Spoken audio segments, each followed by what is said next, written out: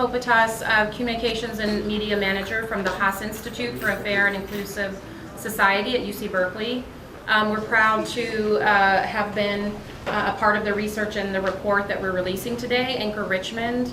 And so I'm just here to welcome you on behalf of the Haas Institute. Eli Moore, who's my colleague and the lead researcher on this, will be speaking more about the research component in a few minutes. And I'm a Unitarian Universalist minister, and I work on social justice and service issues out of the Unitarian Universalist Church of Berkeley, which is actually located in West County in Kensington.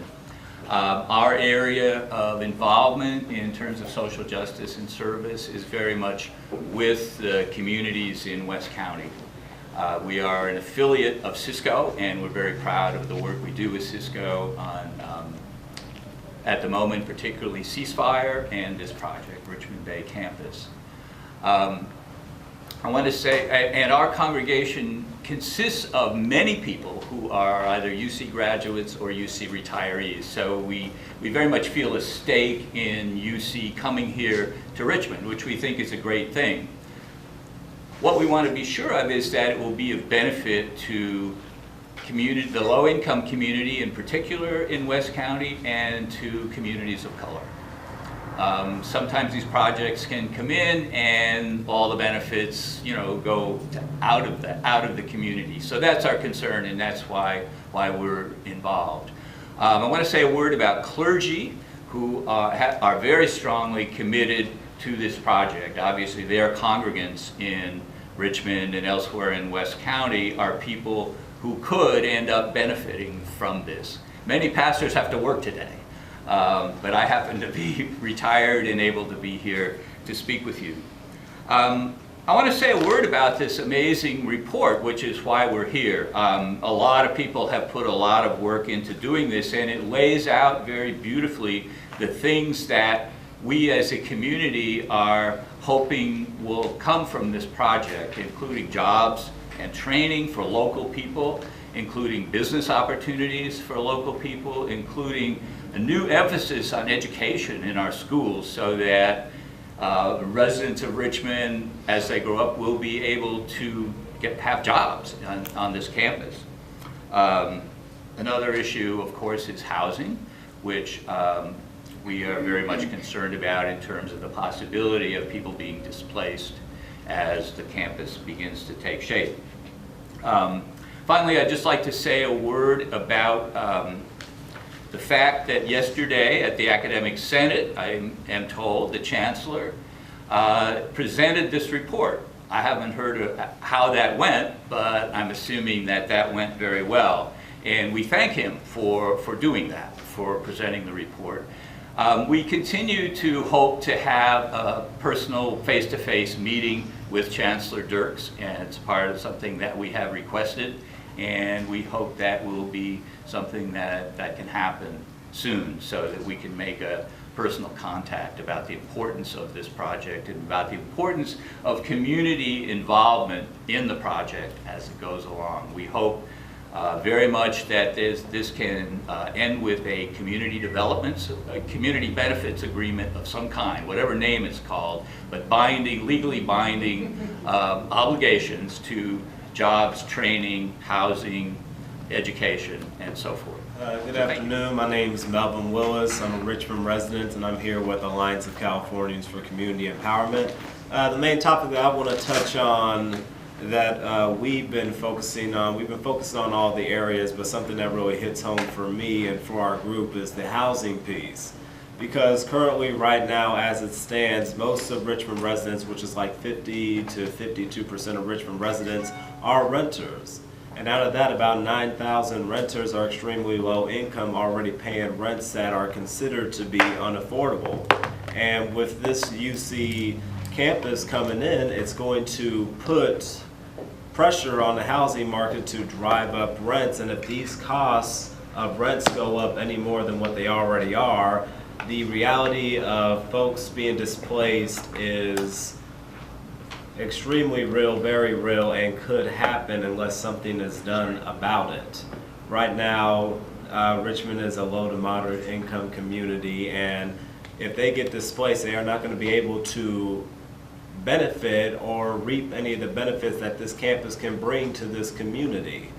It's the biggest development to come to Richmond since the shipyards of World War II, and 10,000 people a day are going to be working there, and it's going to be bringing a culture of science and biology research, and it would be a shame that people who already live here get pushed out to other cities. A lot of people have lived there their entire lives and not be able to benefit from this wonderful project that is coming.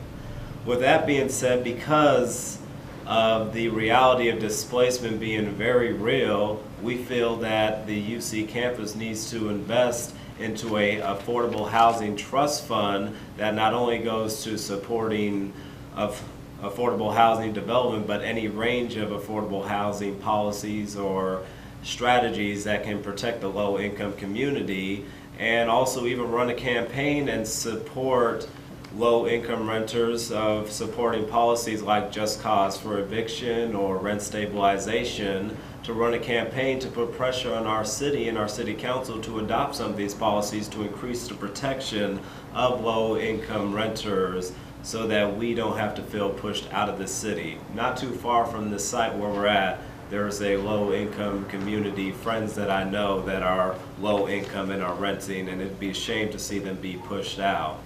And also there is a UC campus working group that is working on the strategies on how this project can be developed and go forward, representing different ends from faith-based community groups, philanthropy, other developers and businesses. But on their scope right now, housing isn't part of it. They're not looking at housing. I feel that it's a strong emphasis that housing needs to be looked at, because there is no stranger to major development causing displacement like what happened in the San Francisco Mission District. And being as this is a very, very major development that is coming to Richmond, housing is a necessity and something that should be looked at this working group as we continue to move forward with this development. Good afternoon, everybody. My name is Lorenzo Avila. I am a member of CCISCO. I am living in San Pablo for the last 18 years. I would like to thank everybody, people who has been working in this big project to be a reality. A big project that will bring opportunities for our community, for new generations, with a quality education, and will allow people to remain in the region in order to get nice education in this city, in Richmond specifically. That one will bring a big, or will mark a line before Richmond Bay campus arriving and after Richmond Bay campus arriving. That one will change the face and the opinion that in our country, in our state, in our neighbor cities have about our city. That one will bring a nice opportunity for everybody. That one allow people to get nice jobs, living in nice opportunity to remain in the city. Don't push people to get out. Don't push our kids to get another states and another cities in order to get a nice education. Good afternoon, everybody. My name is Tamisha Walker, and I'm a member of the Safe Return Project and an organizer with CCISCO, which is Contra Costa Interfaith Support and Community Organizing here in Contra Costa County. I am very blessed to be a part of this project and this initiative here in the city of Richmond. I was born and raised here in the city of Richmond, and I have family who continues to reside here in the city of Richmond. I'm also a mother with 2 sons who I definitely want to have full advantage and access to great educational opportunities through this Berkeley campus initiative. I'm here to talk about jobs and job training opportunities for the city, this city's residents. I'm also going to speak a little bit about educational opportunities. As it relates to job training and employment, we just want to say that our vision is that through this campus that the community will be stabilized, that our community will have an opportunity through this campus to alleviate some of the poverty that we see, and that we want to be able to reduce some of the barriers for our disadvantaged community members in the form of job opportunities. We believe that the solution to these issues would be workforce development. We believe that targeted hire for local and disadvantaged workers will be a necessity here in the city of Richmond. We also believe that providing Richmond residents and others with living wage jobs through the development of this campus is a very important piece of what we will be able to do to progress and lift our local economic situation here in the city of Richmond. As far as education is related, I would just like to say that people come from around the world to study at Berkeley. And the opportunity for our young people to have Berkeley in our own backyard is something that I think that we should not look at as a non-opportunity. I think that some major commitments could be made on the behalf of Berkeley for our students. I think that we should definitely invest in increasing resources and access for young people to this campus and other Berkeley institutions to be able to support them in their academic development and ready them for the world. I think that we have an opportunity through this initiative to prepare our young people for what we consider to be the jobs of the future. We also want to commit that our young people could come back to our community and also invest in the economic growth through being able to have opportunities through this campus. I just want to say that as a mother, I know that I have a 7-year-old who is definitely invested in science, and that I would like for this campus to consider K through 12 opportunities. Let's not forget the little ones. Let's think about what we can actually do for our community and not what our community can do for us. Hello, my name is Eli Moore with the Haas Institute for a Fair and Inclusive Society. I'm going to talk a little bit about this report that we're releasing today and the analysis and the recommendations in it. So this report really is a reflection of over a year and hundreds of meetings and interviews and workshops with the folks you see here today who have spoken, and many, many other residents and stakeholders, institutional partners. And we begin with what the context is in Richmond and the region today. And one thing we see in the region is that there's been amazing economic growth, especially around what's called the innovation economy, which is the information and technological research that has been creating many new firms, many new jobs, many millionaires. So we've seen expansive growth in the innovation economy, but we've also seen widening inequality in the region. And so we have this challenge of economic growth that's not resolving the inequality we see, that's actually creating more extreme inequality, both economic and racialized inequality. And so Richmond finds itself with this great new opportunity, and UC Berkeley finds itself with this new opportunity. And what we're asking ourselves is, how can this new cornerstone for the innovation economy adopt policies and investments that would transcend some of those challenges, that would make for more inclusive economic development? So other communities have faced similar challenges, and other institutions have, and part of the way people have started to think about this is for public and nonprofit institutions to have an anchor mission, a mission as an anchor institution that goes beyond their programmatic interests but looks at their economic capacity in the community. And this makes sense in Richmond already. 6 of the 10 top employers in Richmond are public or nonprofit entities. So the economy is actually very much shaped by public and nonprofit institutions in their purchasing and their employment and investments, real estate development. And there are great cases, promising cases of how this has been done in other places. For instance, the University of Pennsylvania years ago looked at its own purchasing and found that it was bypassing the low-income communities right on its fence line, and it changed its policies, and it went from $3.5 million spent locally to $96 million spent locally each year, just through changing the way they buy their goods and services and prioritizing community economic development.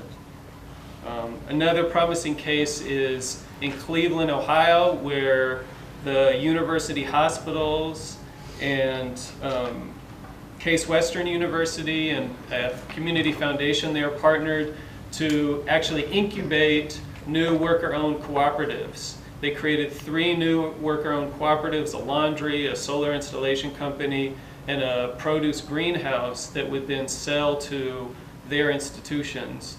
And they've now created 80 worker-owner jobs through those initiatives. So there's some promising approaches, and part of the way we've started to think about this is what are the different areas of impacts and opportunities that the new campus will have. And so one of the main ones that the community has recognized from the beginning is around employment and community workforce. So there are at least 6,500 workers in Richmond who are unemployed right now, and many more who are underemployed, not making enough to get by.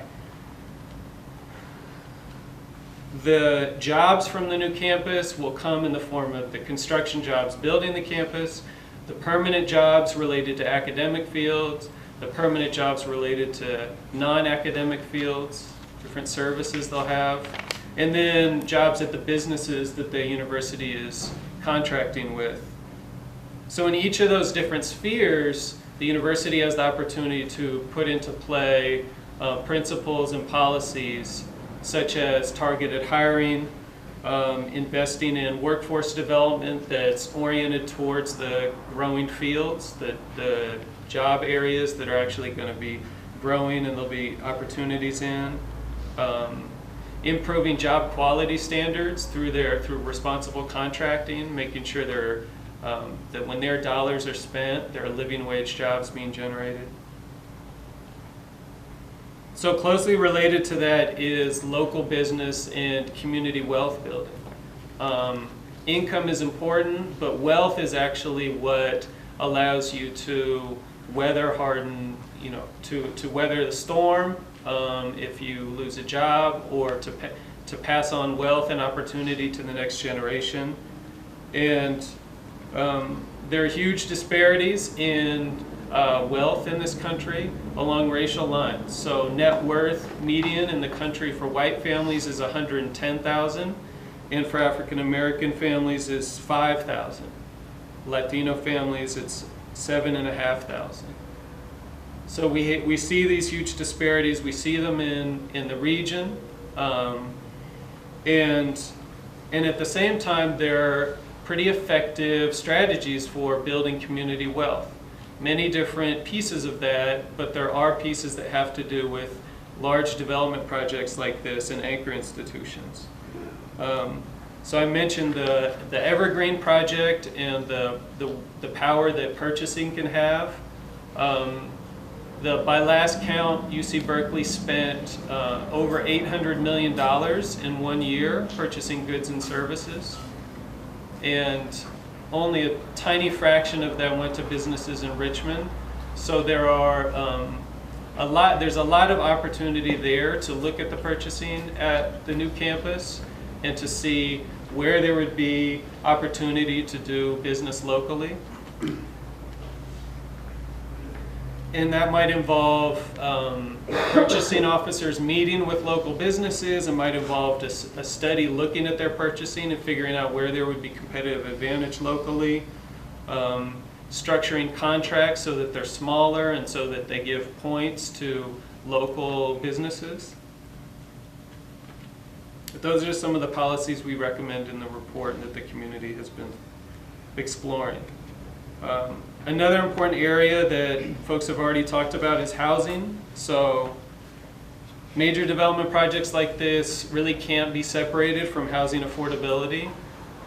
The effect of a new campus on the property values and the rental rates may be really significant. And that may be great for the many, many folks in Richmond who have underwater mortgages, but it may be really challenging and possibly devastating for low-income renters who can't afford the rent increases that come with the increased demand for housing here, the change in reputation of the city, new workers in the area. And there are already 900,000 Richmond residents, according to the census, who are low-income renters who are already overburdened by housing costs. So there are several policies that we could take to address that. One is around a rental assistance program and making sure that low-income renters have legal protection and their rights are respected. To invest in a community land trust or in the gap funding needed to develop affordable housing, and support community outreach to low-income renters to make sure they're able to participate in existing programs and know their rights. The last major area is around educational opportunities. Clearly, the university is one of the most renowned educational institutions in the world, and Richmond residents have been very interested in how to partner around education. 28% of youth in Richmond live in poverty. Half of the graduates of the Richmond public high schools in Richmond don't go on to higher education right now. So there is a need and there's an opportunity to look at experiential learning, to look at curriculum in the schools, to invest in training resources for teachers and internships. Those are some of the policy fields. We've looked at the STEM career pathways, and there are many growing job fields in that area. And so being that this new campus may focus on engineering and biology and those types of fields, it makes sense to start early and support student studies in those fields where there's growing job opportunities. So we hope that this report is useful to the community and the university in their ongoing work, and we just encourage everybody involved in the process to look really hard at the opportunities here and the policies that would make a difference. Gayle McLaughlin, I'm mayor here in Richmond, and I am just so very proud that this report is coming forward and that it's coming forward with such a great partnership of institutions and community groups. So I want to start out by thanking Haas Institute as well as the many community groups. I'm going to mention a few that partner with Haas in making this report come forward, and we'll be partnering in making the vision come alive and be implemented. I want to thank ACE, the Alliance of Californians for Community Empowerment. I want to thank CCISCO, Contra Costa Interfaith Supporting Community Organization, and I want to thank Safe Return Project. But in addition to those wonderful groups, I know that many other groups were involved and are currently working on various strategies that this report is talking about. And that's AFSCME 3299, and I already mentioned ACE, also APEN, the Asian Pacific Environmental Network, the Building Blocks for Kids, the City of Richmond. Our staff has been working very hard. Contra Costa Building Trades Council, I mentioned CCISCO, the Contra Costa Labor Council, the Richmond Progressive Alliance. It's an organization I'm very much involved in. The Richmond Food Policy Council, another great organization. And I mentioned Safe Return Project and Urban Tilt, really a wonderful community urban agriculture program in the city of Richmond. So the reason this is so very important is because it helps us advance further in the city of Richmond. We have made so many positive transformations. We have reduced our crime. We have the lowest homicide number in 33 years. And we actually this year are en route to have even less homicides, so we'll be, the lowest number yet. All our crime is down, but we need, one homicide is too many, so we need to keep our crime going downward. But we have reversed the downward spiral. We're going upward in Richmond. We have renovated our parks. We're just showcasing. We've installed more solar per capita than any city in the entire Bay Area. We have held Chevron accountable because we know we deserve fair taxation from big corporations. And we have reduced pollution. We have and are currently overseeing Chevron to reduce their pollution even further. So there are so many things. We've raised our minimum wage, you know, the highest in the entire state of California. Myself and Vice Mayor Beckles and others on the City Council have decided that that is what we need to do to bring about more equity.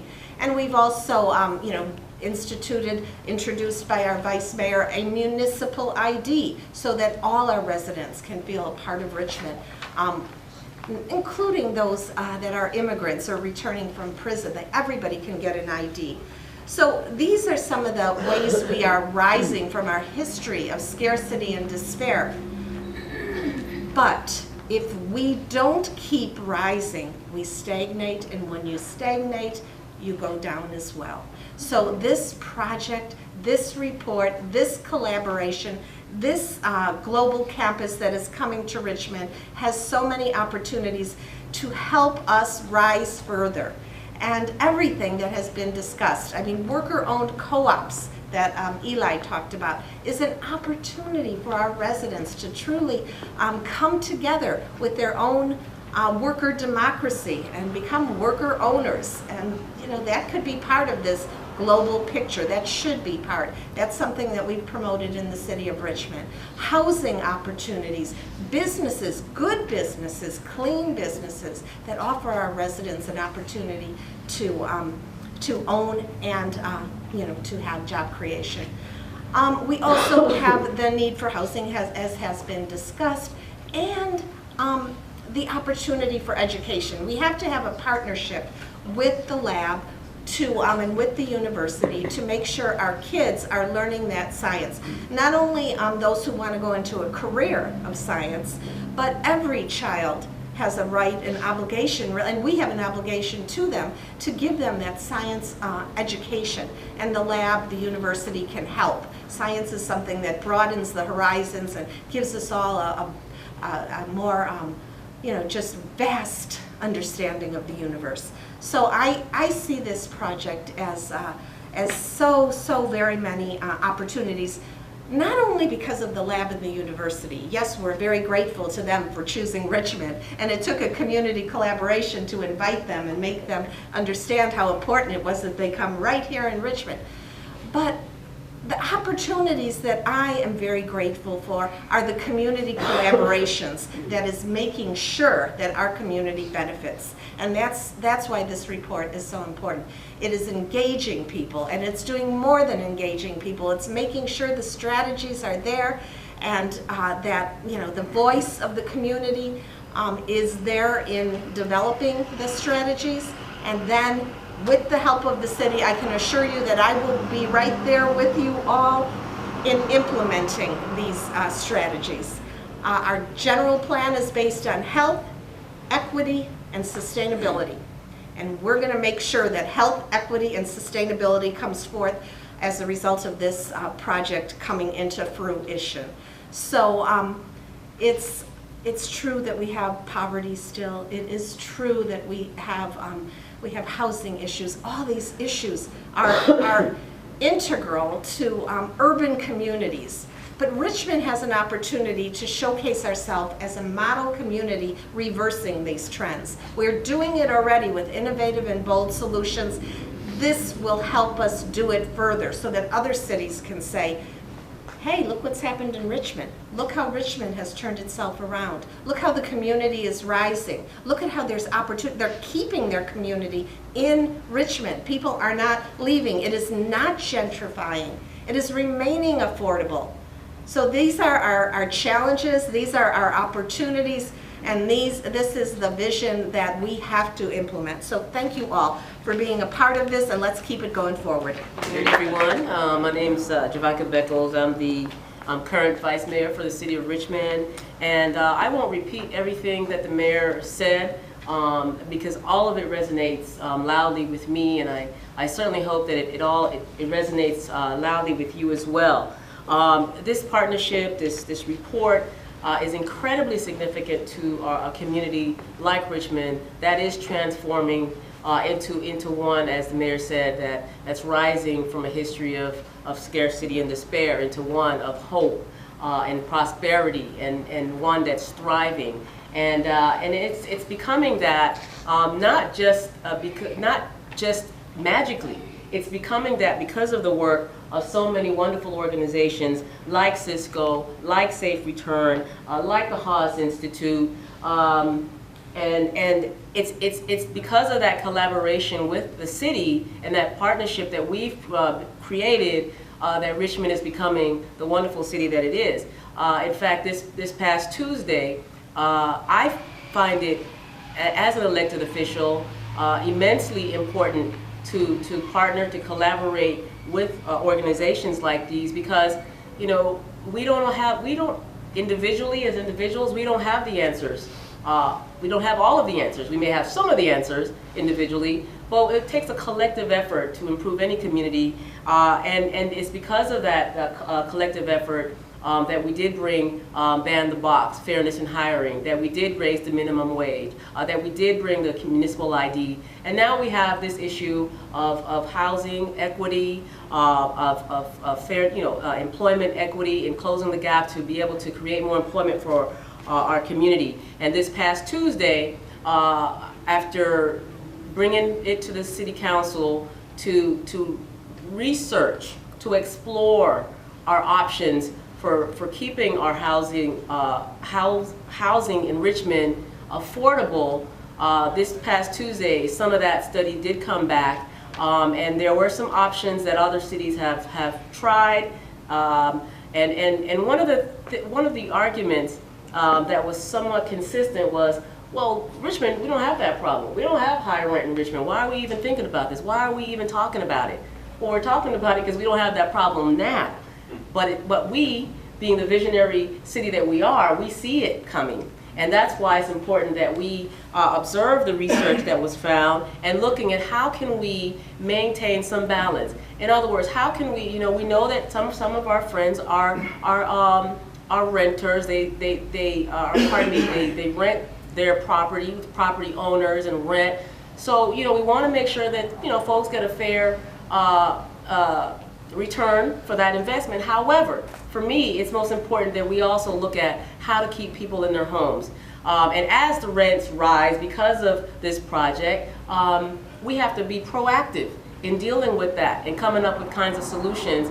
How can we make sure that our residents who was here the whole time as this transformation is occurring, who've been here all their lives and who've been fighting and doing the social justice work, how do they get to stay here and not be pushed out? And so I'm really grateful for all of the work that you all are doing and making sure that our residents are able to reap the wonderful benefits that is on its way. Thank you very much. Ruben, Lizardo, Director of Local Government at UC Berkeley, and I'm glad to be here and glad to be in partnership with the CCISCO group, ACE, Safe Returns, and others, and the mayor and the folks in the city of Richmond, and especially the Haas Institute, which is one of our sister organizations at University of Berkeley, California, and being in Berkeley tradition, having Haas at the table to really help shape the demands on UC Berkeley is a uniquely Berkeley characteristic. So really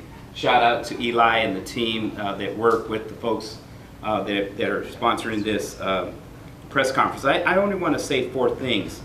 The first one is thank you to CCISCO's Safe Returns project and ACE and the leaders here at the city of Richmond who've already been hard at work at the job of creating self-determination and empowerment and opportunity for the folks in Richmond that need it the most. And this is something I'm saying from the heart. It may not be the thing that you hear usually from the Director of Local Government at UC Berkeley, but I want to start, before we even talk about the Berkeley Global Campus, by thanking you for the work that you're doing. And I want to get to the report too. I think that the report is, as everybody has said, it's a great tool for how we're going to bring alive the commitments that have already been made to the Berkeley Global Campus at Richmond Bay with many of the issues that we said. But I want to stay on that point about what CCISCO and Safe Returns and the mayor and the vice mayor have been doing, is that Berkeley could have gone anywhere in the Bay Area to do the Berkeley Global Campus, but it picked Richmond because I think there are a lot of people at the university who actually agree that Richmond is a place that needs to have this partnership and deserves to have the jobs that are going to be created by the construction, as well as the procurement opportunities that are going to be had. And I don't want to get into the details. I think Eli laid them out the best. So I wanted to just say a couple more things yesterday, and that way we can get it straight. I think some people at the university have tried to get the story straight, but since this project has had a little bit of a winding road, started off with the idea that the Berkeley lab was going to actually do the first phase, and we moved from that when the funding for that project was basically not able to be gotten. And so now that the chancellor is in the lead, I want to let everybody know that the good reverend from the Unitarian said that the chancellor lifted up the Global Campus Anchor report, and I think it was certainly in the context, but what he did at the Academic Senate yesterday was to share his vision for the Berkeley Global Campus, and I want to say just two things about that, and then I want to just talk about where we're at and where we can go together. So what the chancellor laid out was a vision, because the original vision for the campus here, Richmond Bay campus, was based on energy, biofuels, and this was with the lab in the lead. Now that the chancellor is taking the leadership for this, he's looking to build a campus that's different. The reason the word is Berkeley Global Campus is that most of the times when universities do a university kind of international thing, they actually take the university and they go somewhere. Taiwan, Mexico, Peru. His vision is to bring those universities here to Richmond, because he agrees with everybody that Richmond is a great place to do this work. So what's going to happen is and we're right now in the process of trying to seek funding for the first phase of development. Those of you know that we're a little bit ahead of the curve here, because the land we're going to do this on is already owned by a university. The Richmond Field Station has been here for 40 years. So the goal is to basically get the funding for the first phase development of buildings, the thing that will be the Berkeley Global Campus at Richmond Bay. And the vision for doing that is to actually bring those scholars here to collaborate with faculty, with students, and with the community of Richmond.